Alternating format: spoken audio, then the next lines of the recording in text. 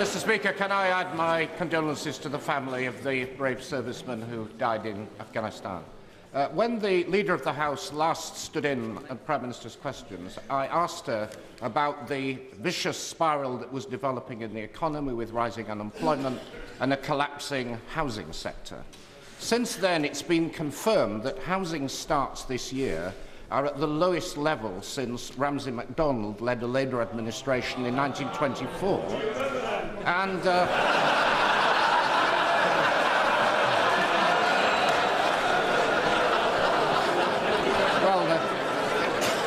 honourable members opposite ought to remember, because they're in danger of repeating that history. And she may not be aware either that a few days ago the regulator of the housing associations warned that 6 of the leading associations are in grave financial difficulty and in danger of collapse. What is the government proposing to do about it?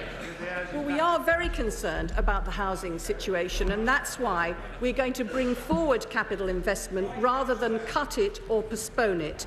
We're going to be backing up the Housing Corporation, and for those people who fear that a temporary fall in their income will cause them to risk losing their home, we're making arrangements for them to be able to defer their mortgage interest payments, and for those who lose their job, they won't have to wait 39 weeks to get their mortgage interest paid. They'll be able to get it paid after 13 weeks. We're very concerned about housing, and we'll do everything we can to protect the housing market. Amazingly complacent answer. Does the Minister not realise the investment isn't happening because the housing associations are bust and the Treasury is imposing a crippling funding formula on the association? And the housing repossession policy is reaching less than 1 in 10 of people in housing arrears.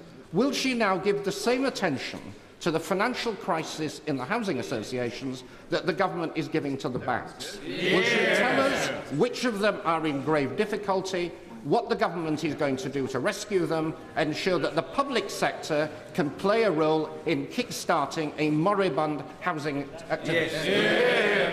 The public sector, we agree with him, does have an important role to play in capital investment in the construction industry, in the housing market. And one of the reasons why we took the action we have taken on the banks is so that the banks can be in a position to start lending again into the mortgage market and to stabilise the housing market for the future.